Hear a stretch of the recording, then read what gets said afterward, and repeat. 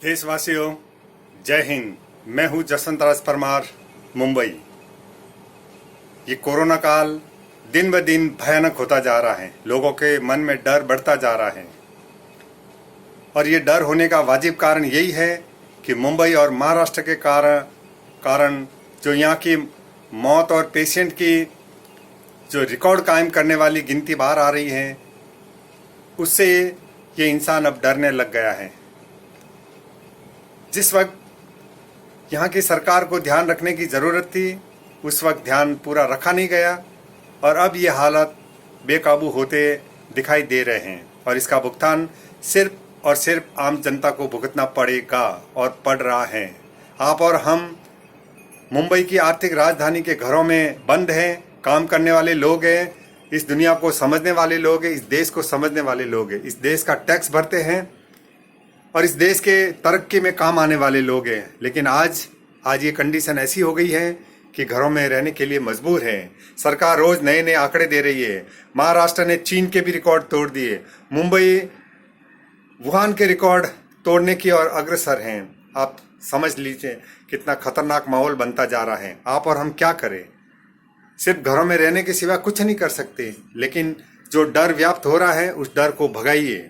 आपको कोई डरने की जरूरत नहीं है। एक चंद एरिया है मुंबई का और उस चंद एरिया में इस प्रकार की वारदातें हो रही हैं और संख्या बढ़ रही है। जानबूझ के जिस प्रकार का माहौल उछल गया है या उछाला जा रहा है, वो अच्छा नहीं है। आप और हम डरे हुए हैं और डरना एक इंसान की फितरत का नमूना होता है। आप घर में रहिए। घर में रहने के जितने भी उपाय हैं उसका पालन कीजिए। देखो, डर आना स्वाभाविक है, लेकिन डर कब आता है? जब आप टीवी देखते हो। टीवी देखना भी कोई बुरा नहीं है, लेकिन आप टीवी के अंदर जब न्यूज चैनल में न्यूज देखते हो, वो देखना बंद कर दो। छोड़ो दुनिया में क्या हो रहा क्या नहीं हो रहा, वो सरकारें निपटती रहेगी, देश निपटता रहेगा, देश की सरकारें निपटती रहेगी। आपकी ड्यूटी क्या है? टीवी देखो मगर न्यूज मत देखो। उस न्यूज से आंकड़े बाहर आते हैं और अपने को मानसिक तौर पे इतना डर व्याप्त हो जाता है। मत देखो। सिर्फ आप अपना धर्म निभाओ, अपने घर वालों को सुरक्षित रखिए, आप सुरक्षित रखिए, सोशल डिस्टेंसिंग का पालन कीजिए, मुंह पे मास्क लगाइए, हाथ धोइए और जितना हो सके जितनी भी प्राथमिक उपचार हैं इस कोरोना से लड़ने के, उसको आप अपनाइए और निर्देशों का पालन कीजिए। कोई डरने की जरूरत नहीं है। क्या बिगड़ेगा? दुनिया में रास्तों पे आप देखो तो बहुत से लोग अभी भी रह रहे, कोई उनको केयर है नहीं, जीवन का कोई डर नहीं है, मौत का कोई डर नहीं है, रह रहे। आप क्रॉफर्ड मार्केट के एरिया में जाओ, वहां फुटपाथ पे बहुत से लोग ऐसे ही सो रहे, जी रहे, अपना जीवन यापन कर रहे, अपने से ज्यादा वो खुश हैं। इसलिए बिल्कुल डर मत रखिए, बिल्कुल चिंता मत कीजिए। और जो विषय है वो होना है, ये कुदरती मामला है और कुदरत जब ठानती है तो वो अपना काम करके रहती हैं। आप और हम घर में सुरक्षित रह के सिर्फ और सिर्फ एक काम कीजिए, न्यूज चैनल मत देखिए।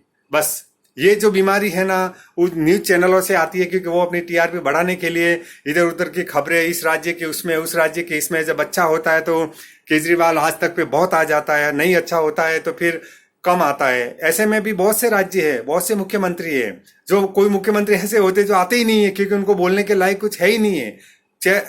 पब्लिक उनका चेहरा देखना पसंद नहीं करती है। इसलिए आप बिल्कुल मत डरिए। आप अपना कर्तव्य पालन कर रहे हैं, आगे भी करिए और जब तक ऐसी स्थिति बनती है आप अपने घर में रह के उसका पालन कीजिए। जरूरत हो तो ऑफिस जाइए, दुकान जाइए, वरना जाने की कोई जरूरत है नहीं, क्योंकि जब तक भगवान के रूप में कस्टमर नहीं होगा, आपकी दुकान पे, ऑफिस में कोई चढ़ने वाला है नहीं है। कृपया करके देशवासियों, आपसे मेरी विनती है कि टीवी देखिए जरूर, मगर न्यूज मत देखिए।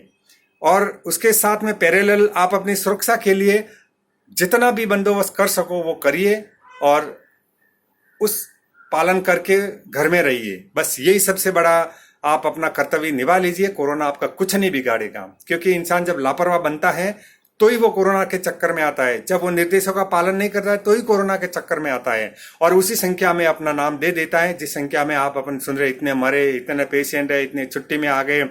आप डर जाओगे, हाहाकार मच जाएगा जब आप सुनोगे कि प्राइवेट हॉस्पिटल, कोरोना के हॉस्पिटल कितना चार्ज कर रहे, लाखों रुपए में। आपकी जिंदगी भर की कमाई एक मिनट में स्वाह हो सकती है। इसलिए आप घर पे रह के एकदम सावधान रहिए।